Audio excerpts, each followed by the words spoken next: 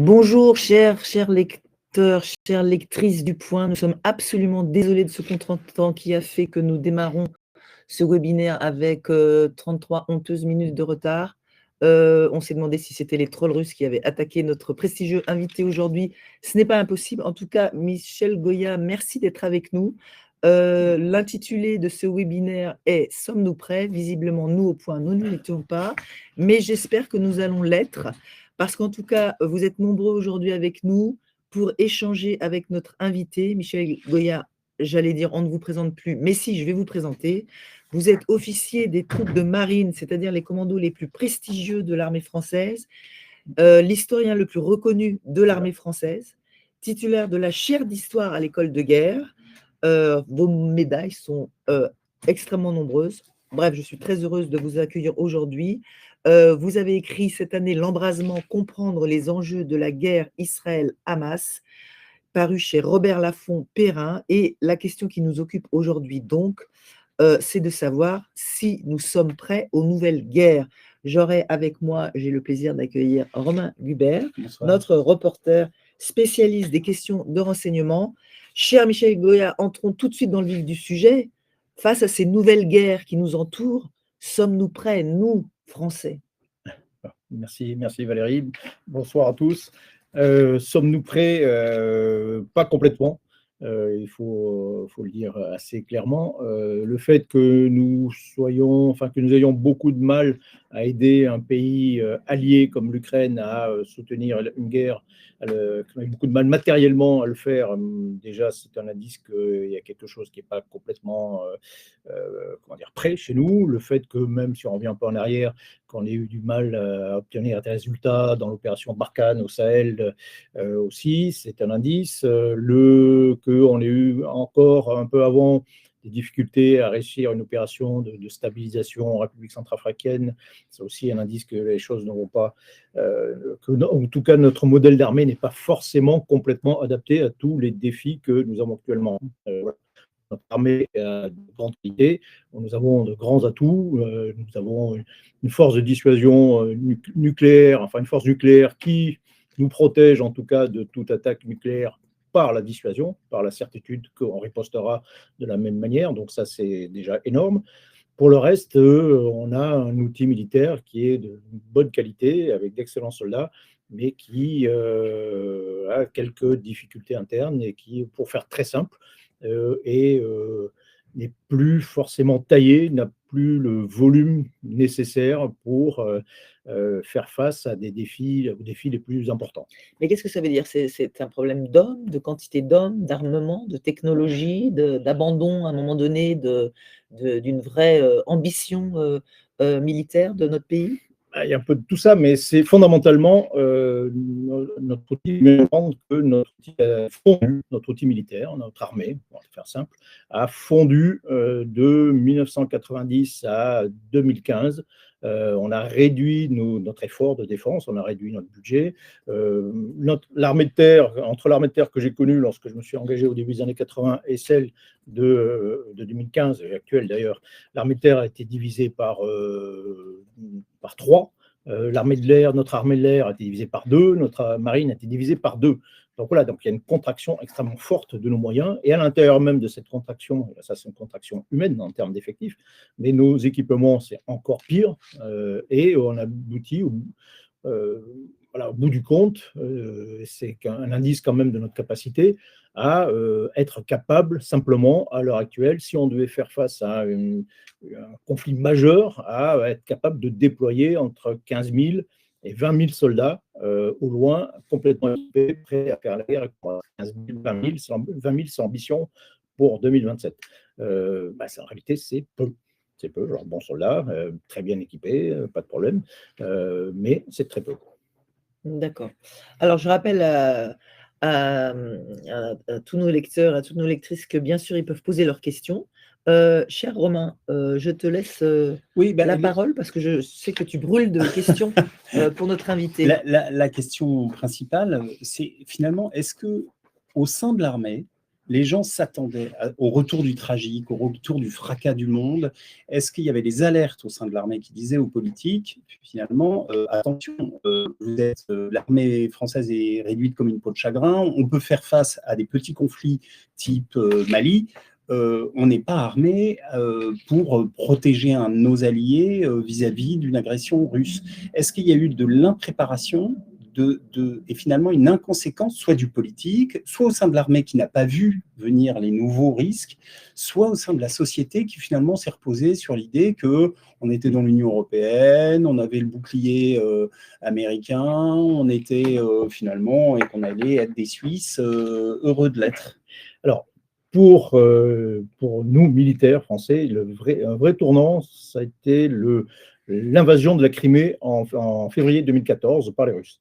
L'invasion de la Crimée, puis quelques mois plus tard, des offensives russes masquées mais réelles dans le Donbass, en Ukraine, en août 2014, en février 2015, donc vraies offensives. Et là, on se dit, oui, la Russie maintenant a de nouveau des moyens militaires importants. Elle a de nouveau la volonté de s'en servir pour faire au moins des coups, des attaques éclairs. Il y avait déjà eu la Géorgie quelques années plus tôt. Bon, c'était pas forcément super bien passé, même si stratégiquement les Russes l'avaient finalement emporté. Mais là, on a conscience qu'on a vraiment basculé dans un autre contexte stratégique, dans une autre ère stratégique où les règles du jeu sont différentes, où les défis sont également très différents. Et là, mais oui, on se dit, oui, on n'a pas, face à ces nouveaux contextes, face au retour des jeux de puissance d'État, face au retour des guerres de haute intensité et à grande échelle, y compris entre États. On pourrait parler de la guerre entre l'Azerbaïdjan et l'Arménie, par exemple. Et là, on prend conscience que, bon, on n'est pas, on manque de moyens, en fait, pour faire simple. Mais 2014, c'est encore le moment où on diminue encore nos budgets, on diminue encore nos effectifs, où l'obsession, c'est vraiment de faire des économies. La rigueur budgétaire. Exactement, bien sûr. Ça a été le principal ennemi de l'armée française pendant 25 ans. Et puis, il se passe un autre phénomène, c'est que, notamment en 2015, on arrête cette décrue en 2015, essentiellement parce qu'il y a des attentats terroristes en France, et que là, l'attention se concentre aussi sur une autre menace, qui est celle immédiate, c'est celle des organisations djihadistes. Et l'esprit humain est ainsi fait qu'il a quand même un peu de mal toujours à faire face à deux menaces différentes en même temps, donc on se concentre toujours sur la première. Et c'est à partir de ce moment-là, au moins, qu'effectivement, on arrête de réduire notre budget, qu'on recommence à remonter un petit peu en puissance, et on est toujours d'ailleurs dans cette remontée en puissance, mais qui est très progressive, qui est très lente. Mais la priorité à ce moment-là, c'est la lutte contre les organisations djihadistes. On multiplie les opérations, on va parler d'opération Serval, Barkhane, on va encore en Afrique à ce moment-là, on déclenche l'opération Sentinelle sur le territoire français, donc des soldats dans les rues, puis après on s'engage aussi également essentiellement avec nos forces aériennes en Irak et en Syrie pour lutter contre l'État islamique. Mais notre capacité à faire face à la Russie ou à d'autres puissances n'augmente pas véritablement. Le vrai tournant, oui, c'était la vraie révélation, on va dire, c'est vraiment l'attaque de l'Ukraine, où là, on se dit que vraiment, c'est un peu la révélation quand même pour tout le monde, où on considère que là, oui, effectivement, il faut passer à autre chose, quoi. Et il y a eu une prise de conscience au sein des forces armées au moment de l'Afghanistan, où la France a perdu plus d'une centaine de soldats, mais la société n'a pas imprimé. C'est comme si la société, finalement, c'était une guerre lointaine, alors que 100 soldats, 100 décès de soldats morts au combat, c'est gigantesque pour un pays, pour une démocratie comme la France, qui était habituée depuis les années 60 à faire du maintien de la paix, même s'il y avait eu effectivement des opérations extrêmement meurtrières. Mais là, ça a été une opération longue avec des forces très bien organisées qui harcelaient continuellement la présence française au sein des armées.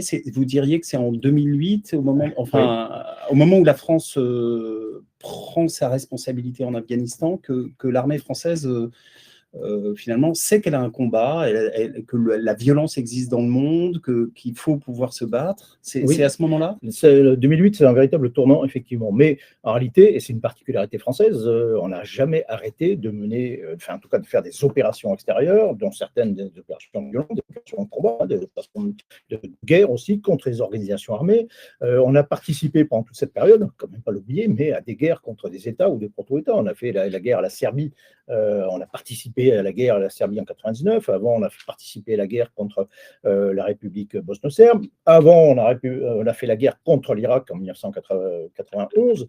Et un peu plus tard, on fera finalement la guerre aussi contre la Libye, l'État libyen.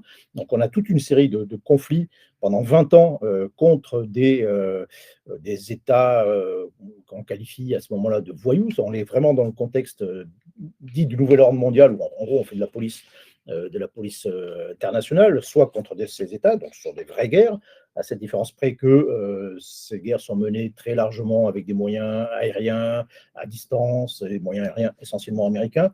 Il n'y a pas un seul soldat français qui meurt au combat contre des États, contre ces États. Et en parallèle, on mène beaucoup d'opérations où des soldats tombent, il y a des centaines de soldats qui sont tombés dans toutes nos opérations extérieures, qu'il s'agisse d'opérations de guerre contre des organisations armées ou des opérations de maintien de la paix ou de stabilisation, etc. etc. Donc ça, en réalité, des soldats français tombent depuis toujours. Et la France, c'est une vraie particularité de la France, toute cette multitude d'opérations. Mais il y a effectivement 2008, c'est un tournant parce que on renoue simplement avec l'idée de la guerre. En 2008, c'est l'année où Nicolas Sarkozy décide d'engager des forces françaises dans des régions de l'Afghanistan, dans des provinces où on sait qu'elles sont tenues par des groupes armés ennemis. Donc là, on s'engage vraiment dans la guerre. La guerre, ce n'est pas simplement contre les États. La guerre, c'est un affrontement violent contre des entités politiques. C'est un acte politique. Donc ça peut être contre les États, mais c'est le plus souvent en réalité contre les organisations armées.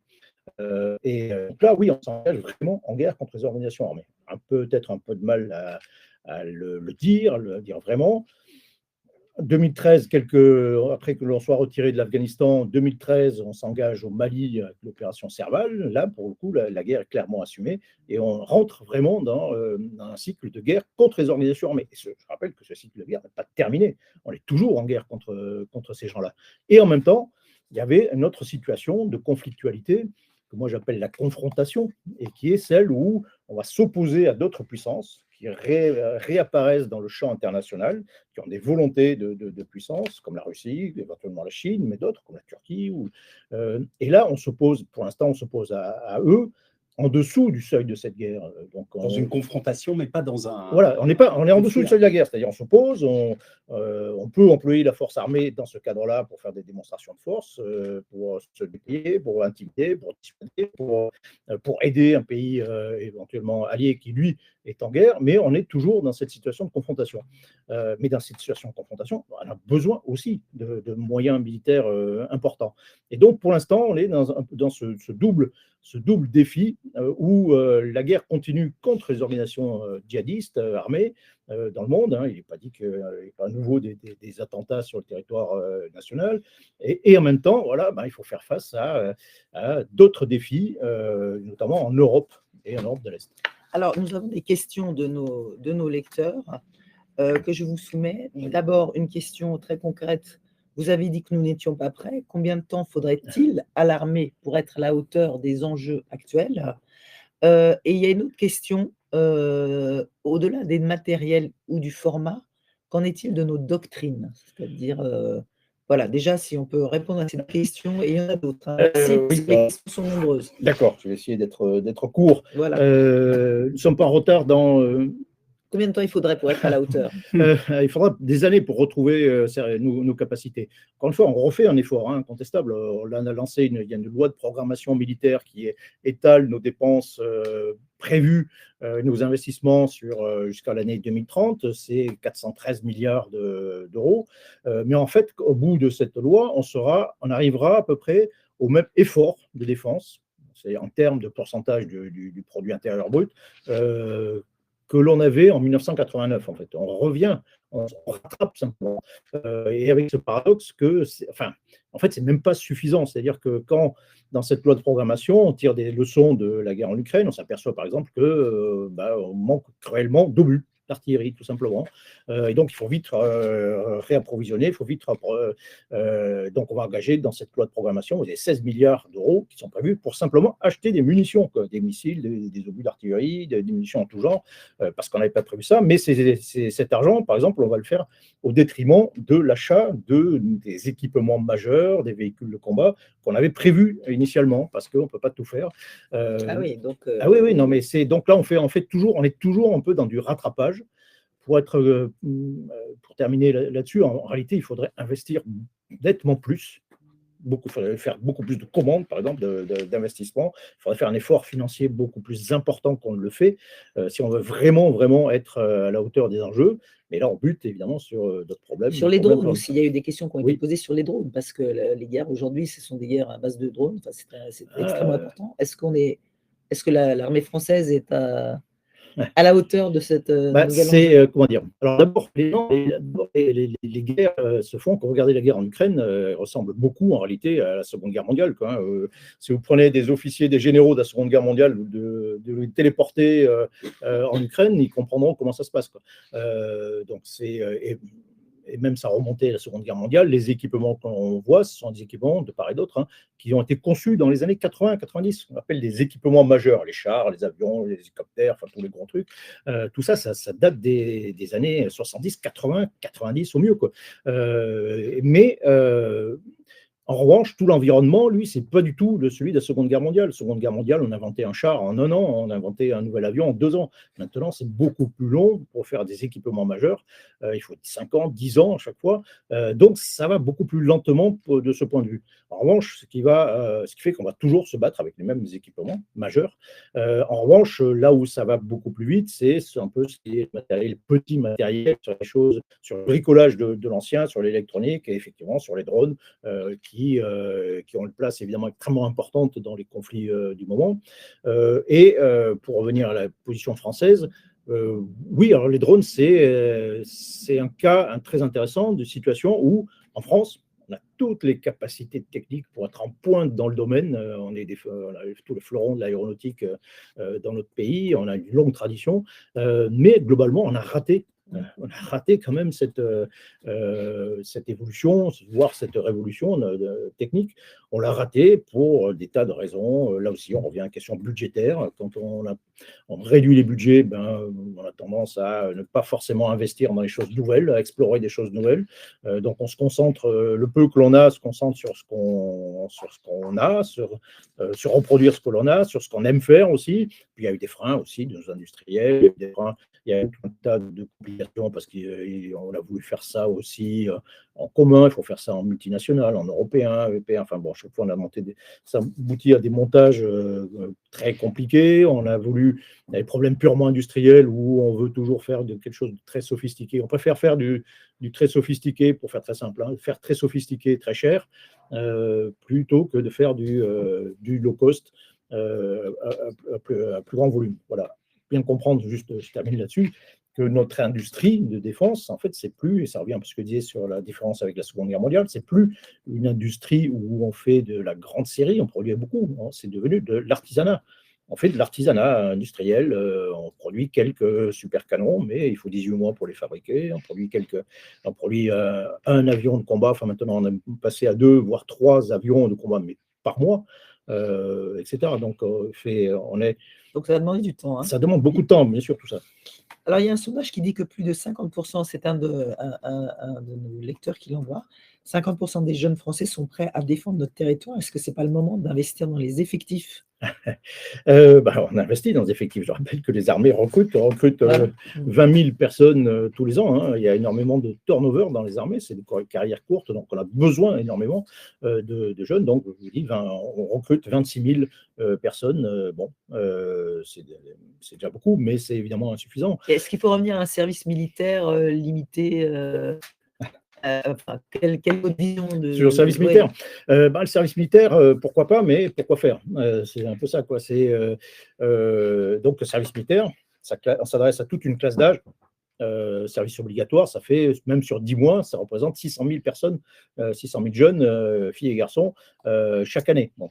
Si ça demande donc déjà un investissement considérable il faut encadrer tous ces jeunes, il faut les équiper évidemment, il faut les loger, enfin ça demande un investissement considérable. Bon, d'accord. Et ensuite, pourquoi faire? C'est-à-dire, si on engage ces soldats appelés, je ne sais pas, si on les engage dans les pays baltes pour défendre l'Estonie, le cas échéant, si on les engage en opération à l'étranger, pourquoi pas? Là, effectivement, ça a du sens. C'est pour ça que les soldats sont faits.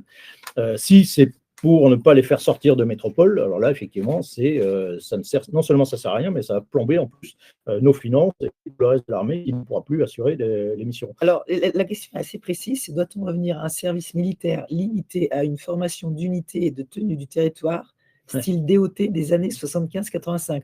On sent le spécialiste. Voilà. Oui, non, mais ce qu'appelle la DOT, oui, c'était la défense opérationnelle du territoire, c'était des unités qui étaient chargées de la sécurité intérieure face éventuellement à des pénétrations de l'ennemi soviétique à ce moment-là.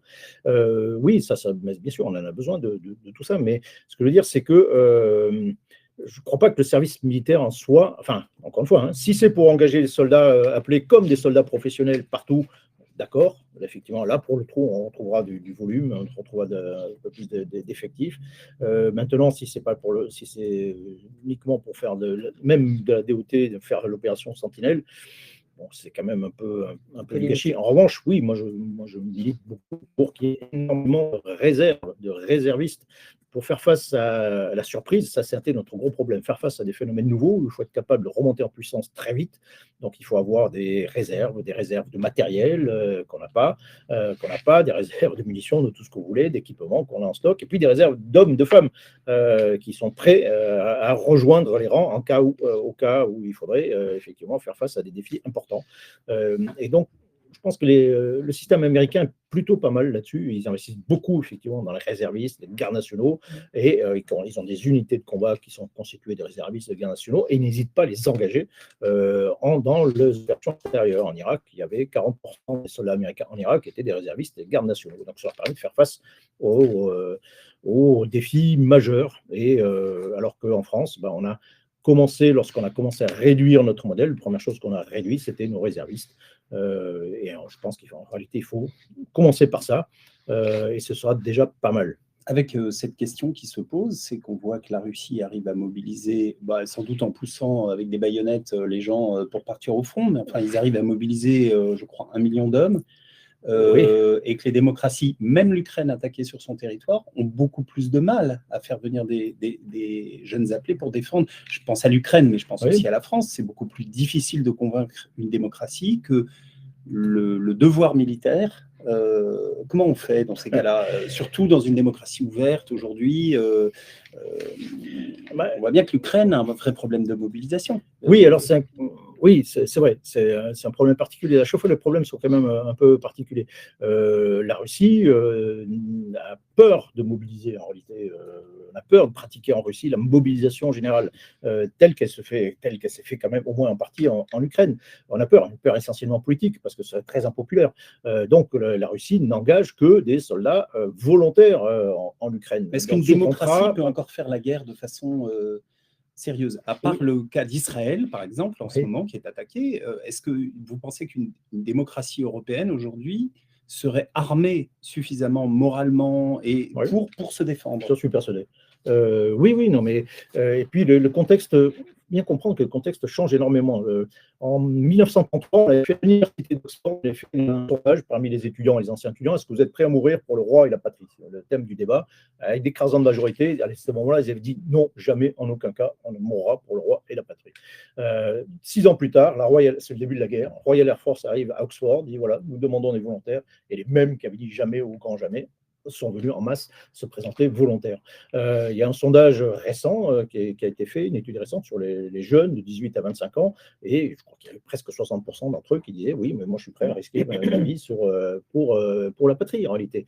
Et l'Ukraine est justement un bon exemple. Entre l'Ukraine de 2014, je parlais de l'invasion de la Crimée en 2014, En Crimée, en 2014, vous avez 16 000 soldats ukrainiens qui sont en Crimée et qui ne bougent pas. Voilà, ça ne bouge pas du tout. 8 ans plus tard, vous avez quand même une population qui fait face avec courage et massivement à l'invasion. Donc, moi, je suis persuadé que vraiment, en cas de menace, les Français iraient, prendraient des risques, se battraient massivement. Je parlais un petit peu de la guerre du Golfe en 1991. D'un seul coup, on se retrouve dans une situation où on passe de quelques semaines, une situation où il n'y a rien, bon, tout va bien, en 1990, ça a été 1990, tout va bien, et puis quelques semaines plus tard, je me souviens, on dit, voilà, finalement, on va faire la guerre à l'Irak. Ah, quelque chose d'absolument impensable, quelques semaines plus tôt, simplement. Et d'un seul coup, on se retrouve face à la nécessité de faire une guerre à haute intensité, relativement loin, et tout le monde se dit à ce moment-là que ça va être très meurtrier, très violent. Et puis finalement, c'était accepté dans l'opinion. Le président de la République, à ce moment-là, avait pris la responsabilité, avait dit, voilà, je pense qu'il faut le faire, parce que, au nom du droit international. Et puis, c'était une question qui était acceptée. Alors qu'on était persuadé, heureusement, ça n'a pas été le cas, mais on était persuadé qu'il y aurait des centaines de morts dans le rang. Dans l'unité, les divisions françaises qui a été engagée, il y avait des centaines de body bags pour mettre des corps qui étaient là. C'était accepté. Mais le contexte, d'un seul coup, avait changé. Donc, il faut bien voir aussi comment les choses ont changé depuis qu'il y a eu les attentats terroristes en France. Moi, j'aurais jamais cru que dans les rues de Paris, on entendrait chanter la Marseillaise en janvier 2015. Quoi. Et donc, oui, moi, je suis très confiant, en réalité, sur notre capacité à faire face, justement, à des menaces majeures qui surviendraient. Il y a une question d'un de nos lecteurs. La solution ne serait-elle pas celle d'une force européenne? Et le prochain porte-avions, notamment, est-ce qu'il ne pourrait pas être financé par l'Europe? Vaste débat. Oui, très vaste débat, mais le problème d'une armée, c'est que c'est vraiment un instrument d'un État, quoi. Il n'y a pas plus. L'État, d'ailleurs, s'est construit pour faire la guerre, globalement.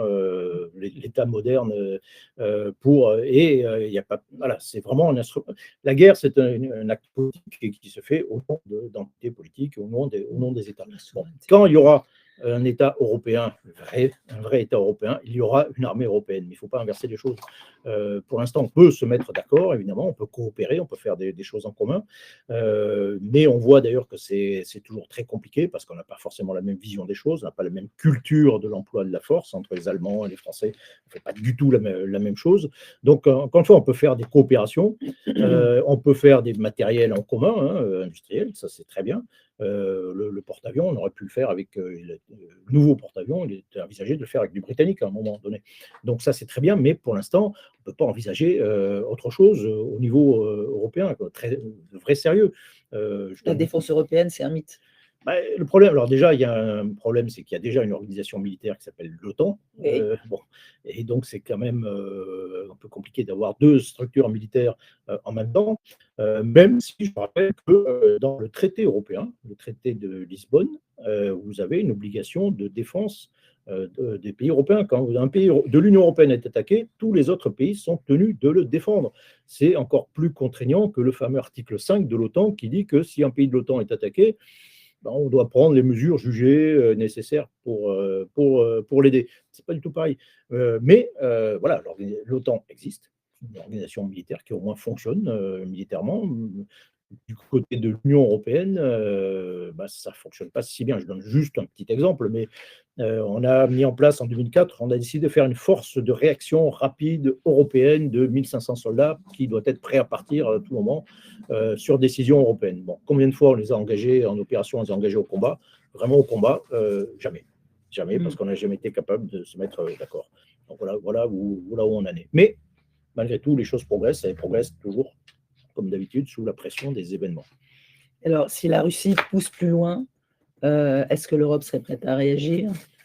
Si la Turquie attaque la Grèce, même chose. Est-ce que l'Europe est prête à réagir? Vous avez tout dit. En fait, est-ce que tous les pays européens sont prêts à agir? Ils réagiront certainement, mais pas forcément de la même façon. C'est ça le vrai problème. en termes de potentiel, vous faites la somme de toutes les armées européennes, même si on a beaucoup désarmé, effectivement, dans les années 90, au début des années 2000.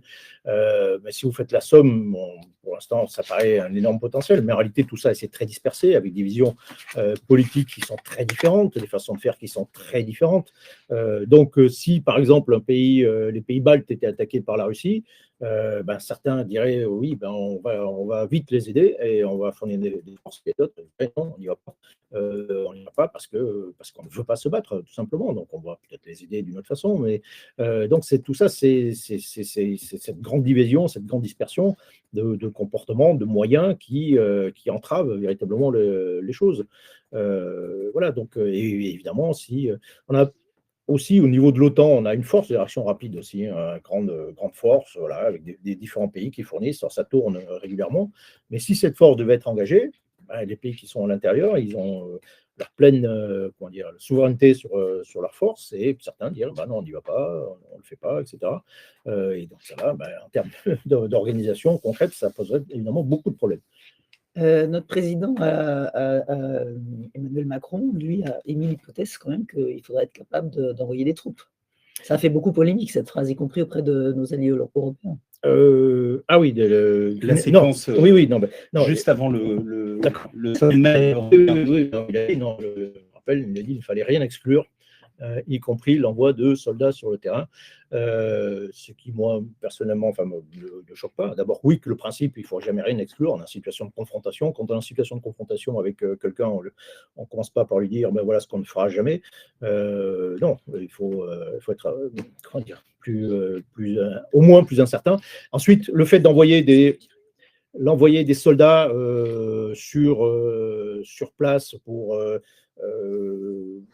accompagner, on va dire, les équipements que l'on fournit, pour conseiller, pour aider, pour faire des missions de soutien, de logistique, d'appui, de tout ce que vous voulez en arrière du front, c'est une chose. Le vrai qui ne me choque pas, en l'occurrence, mais le vrai changement, ce serait envoyer des unités de combat complètes, directes, en Ukraine. Là, on franchirait effectivement un seuil qui, après, se discute, mais c'est un choix politique qui est relativement fort. Notez que dans cette phrase, il y a certains pays, et on revient à ce que je disais tout à l'heure, qui dit « Oh, nous, jamais, au grand jamais, parce qu'on ne veut surtout pas prendre de risques ». Et puis, il y a d'autres pays, étrangement, les pays de l'Europe orientale, centrale et orientale, qui, eux, sont en première ligne face à la Russie, qui, eux, disent nous, on ferait éventuellement, oui, on est capable de le faire.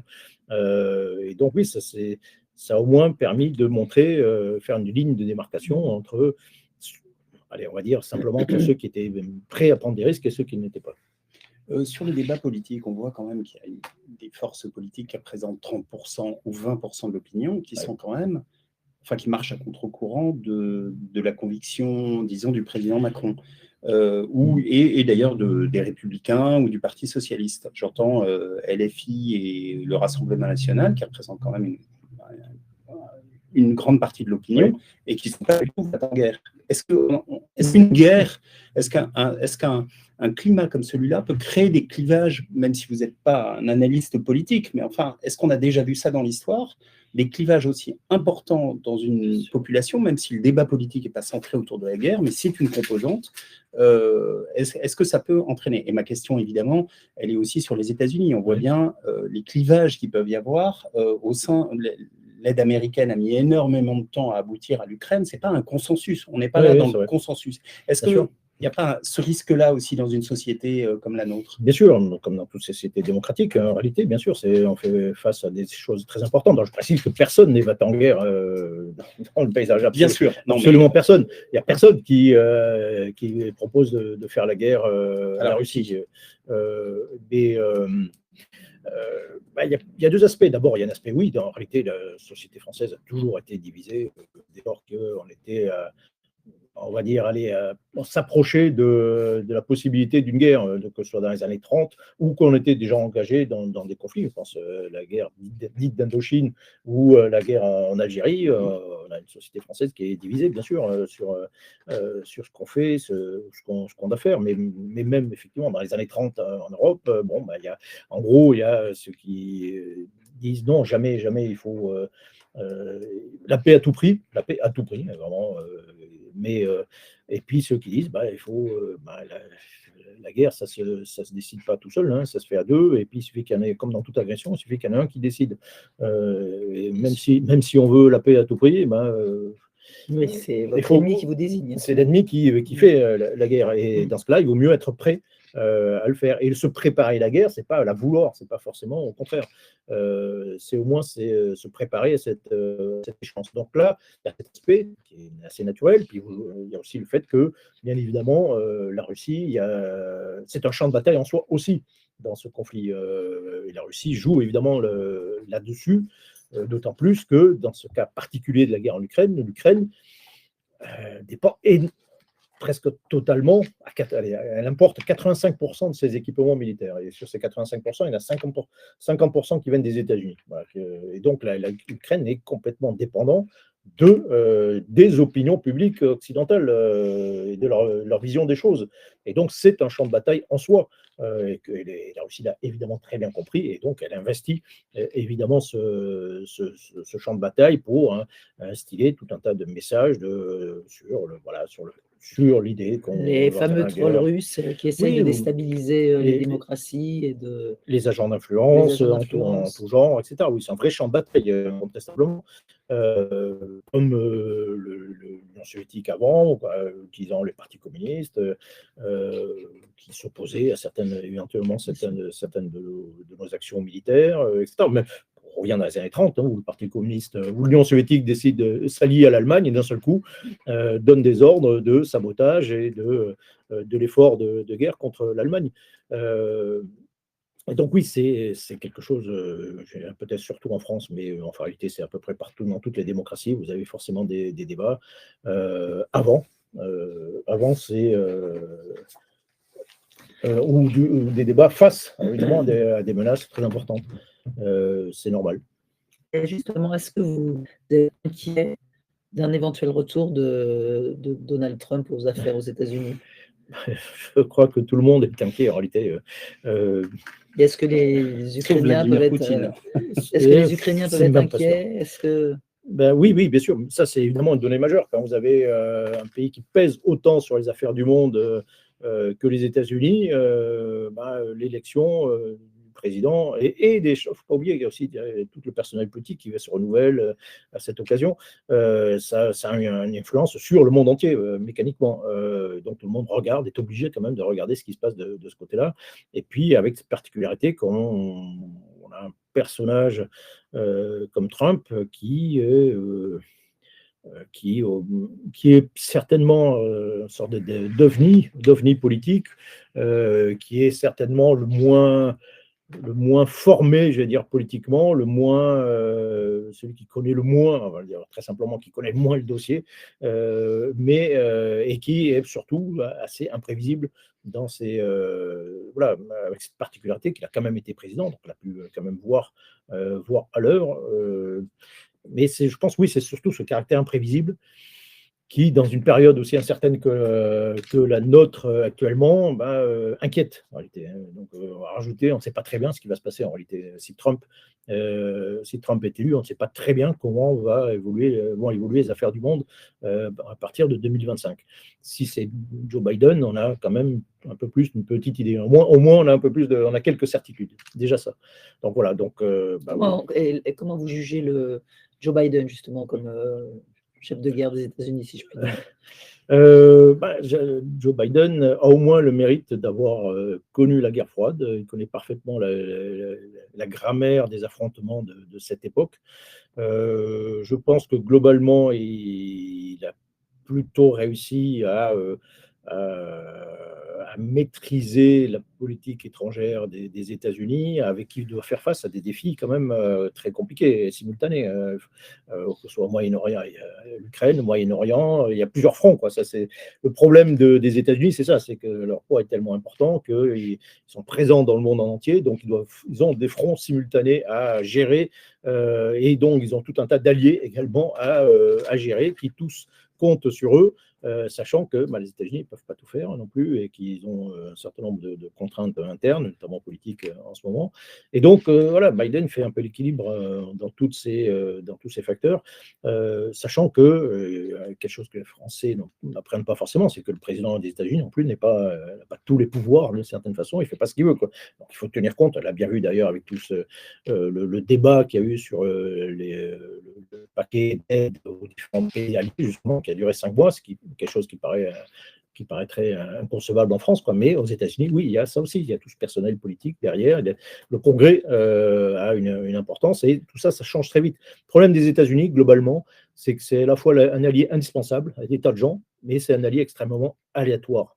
Assez versatile dans sa politique parce qu'il est soumis à une politique intérieure qui change très souvent, quoi, et donc il peut changer de cap assez rapidement. Quand on est ennemi des États-Unis, fondamentalement, il suffit d'attendre la bonne élection. Il suffit de résister suffisamment et d'attendre la bonne élection qui finira par être favorable. Ça a été quand même souvent comme ça. Avec une nuance quand même, qui est le lobby militaro-industriel, qui reste quand même extrêmement puissant aux États-Unis. Et les républicains, s'ils ont voté le paquet d'aide, c'est parce que 90% de l'aide est destinée.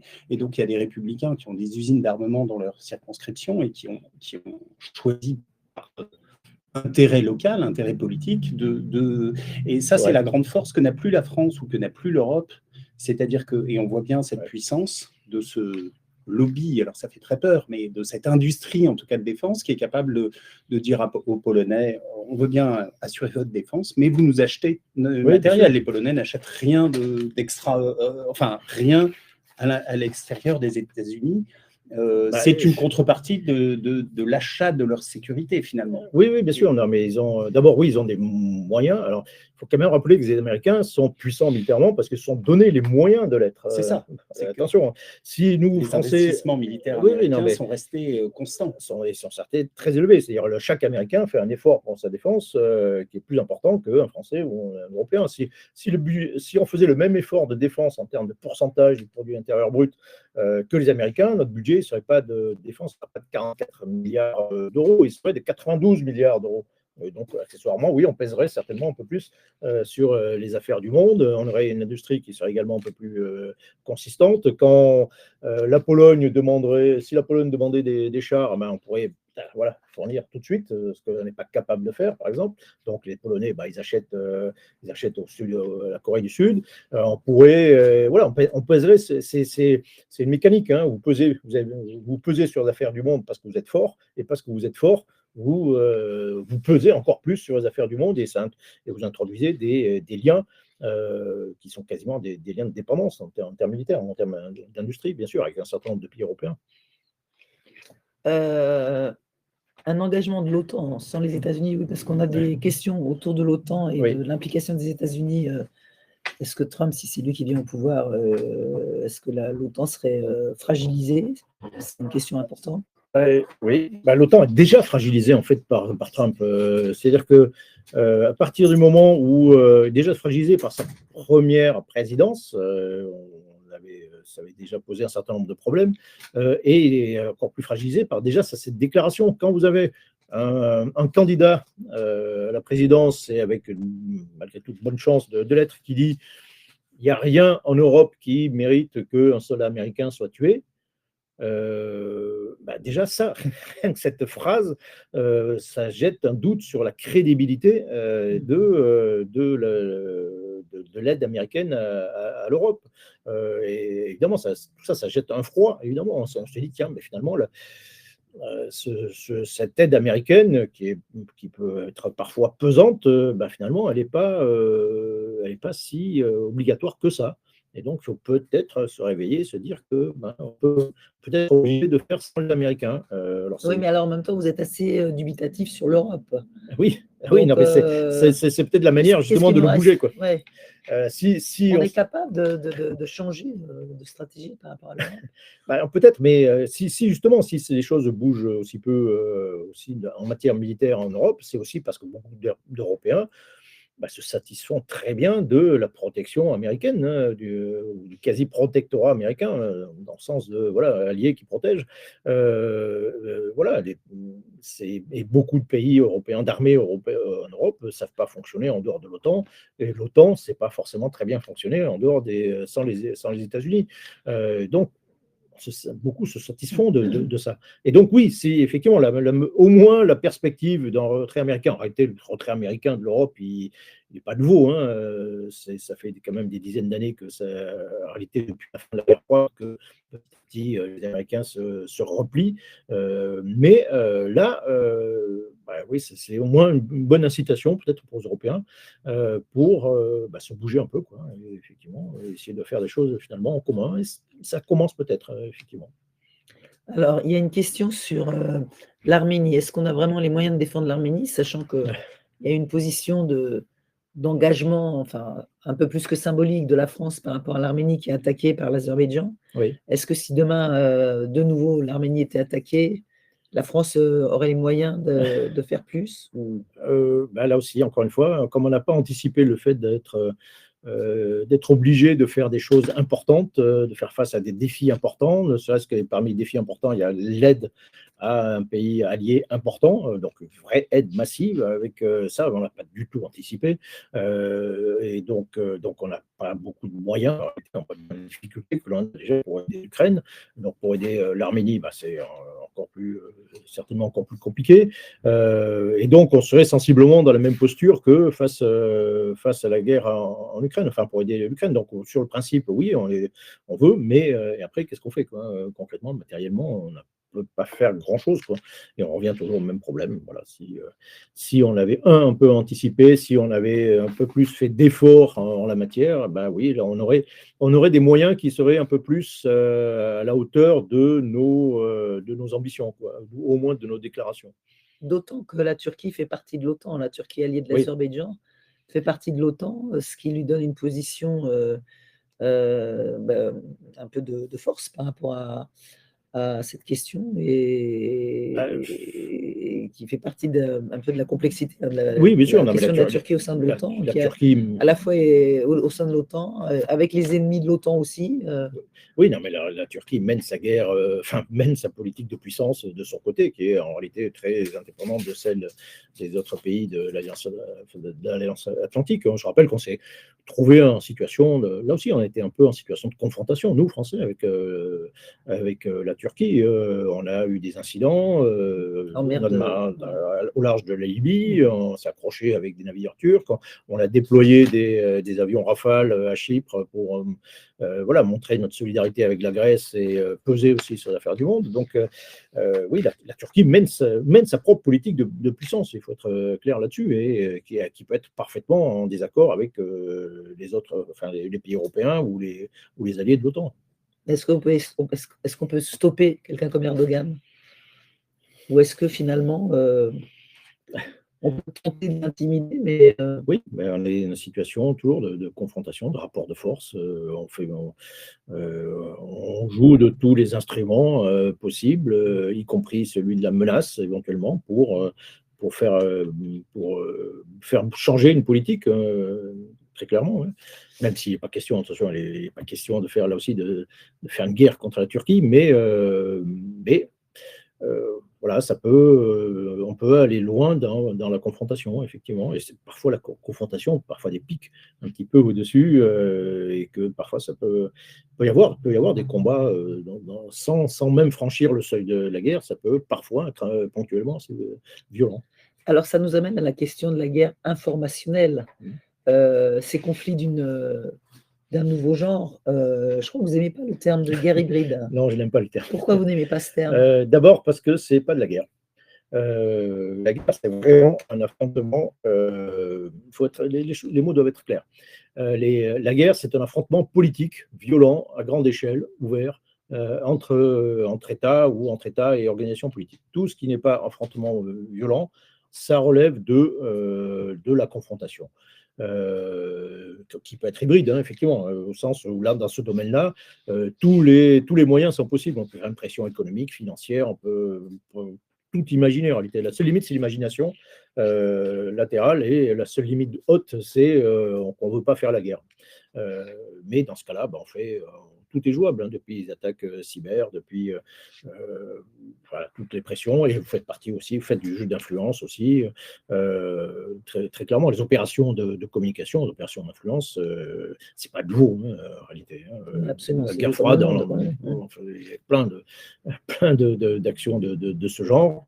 Maintenant, oui, c'est remis globalement plutôt au goût du jour depuis qu'on se retrouve dans ce nouveau contexte international, en gros, depuis une dizaine d'années, où vous avez des politiques de puissance qui réapparaissent, et dans ces instruments de puissance, vous avez également, évidemment, tout un tas d'actions, on va dire, d'influence. Surtout que la technologie, aujourd'hui, permet une viralité extraordinaire, une diffusion extraordinaire de ces fausses informations, Oui. de ces agents d'influence.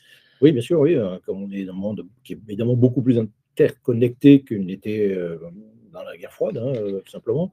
Et donc, vous avez beaucoup de fausses informations qui se diffusent beaucoup plus vite, ou de vraies informations qui se diffusent aussi beaucoup plus vite, qui peuvent avoir des impacts considérables. Hein. Vous avez quand le printemps arabe apparaît comme ça, d'un seul coup, vous avez des révoltes en Tunisie parce que vous avez un accident tragique en réalité, quelqu'un qui s'immole par le feu pour protester dans une bourgade au sud de Tunisie.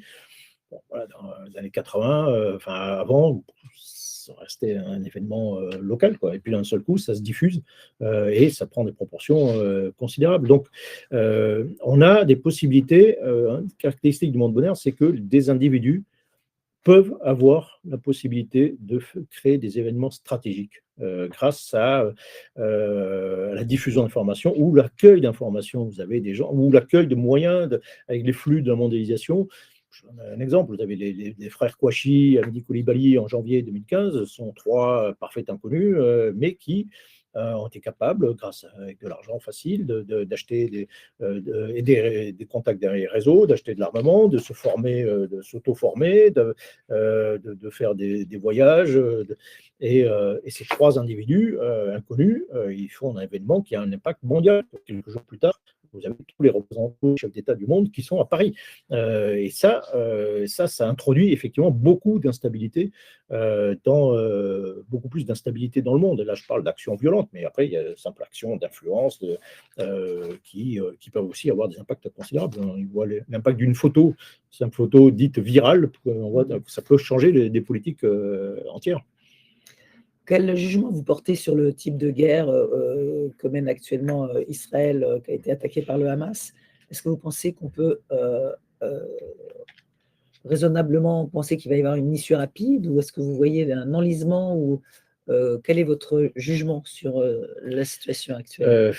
Comment dire, l'enlisement, il est quand même déjà là, quoi. C'est-à-dire que je crois qu'Israël a réagi à l'attaque terrible et atroce et massive du 7 octobre.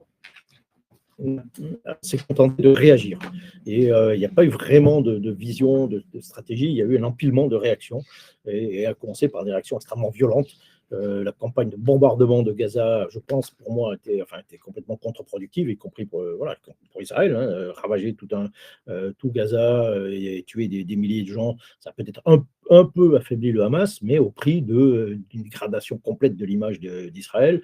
Tout le capital de sympathie qu'on pouvait avoir après l'attaque du 7 octobre, finalement, c'est complètement désagrégé par ces actions brutales. Ils ont ensuite lancé une opération terrestre, ça pour le coup qui me paraissait complètement légitime, dans Gaza, mais cette opération terrestre elle-même, au bout de 6 mois, les troupes israéliennes sont quasiment presque toutes retirées de Gaza. Le Hamas a été beaucoup souffert, mais n'a pas été vaincu. Il est toujours là, ses chefs sont toujours là, les parties des otages sont toujours entre leurs mains au bout de 6 mois.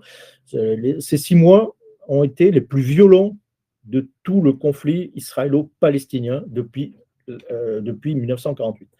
Il y a autant de morts, sinon plus, que pendant tous les 50 ans précédents, y compris les 2 intifadas, y compris les guerres contre la Hamas, etc. Donc ça a été très violent, ça régit un peu dans tous les sens, sans grande vision. Que veulent les Israéliens faire qu'est-ce qui va se passer à Gaza Après, du point de vue qui va gouverner Gaza, qui va l'administrer, on n'en sait rien. Et en même temps, il se lance dans une politique, au lieu d'apaiser les choses, il y a une politique qui est, en mon sens, complètement folle en Cisjordanie, où il se lance dans une escalade, peut-être avec le Hezbollah et l'Iran. Donc, voilà, là aussi, on parlait d'incertitude. On est vraiment là, j'ai pas de vision. En tout cas, j'ai aucun motif d'optimisme à court terme. Ce que la tragédie du 7 octobre a montré, c'est aussi la faillite du renseignement, Oui. qui était la grande force d'Israël et qui a montré que finalement, le renseignement, même le plus technologique, même avec tous les moyens, finalement ne servait à rien dans ces guerres nouvelles. De la même manière, en Russie, quand la Russie lance son offensive, Oui. les services occidentaux, alors les Américains ont prévenu les Ukrainiens, mais finalement, les services français, est-ce qu'on a perdu la notion du renseignement humain qui donne des informations fiables en se reposant sur la technologie? Oui, il y a de ça.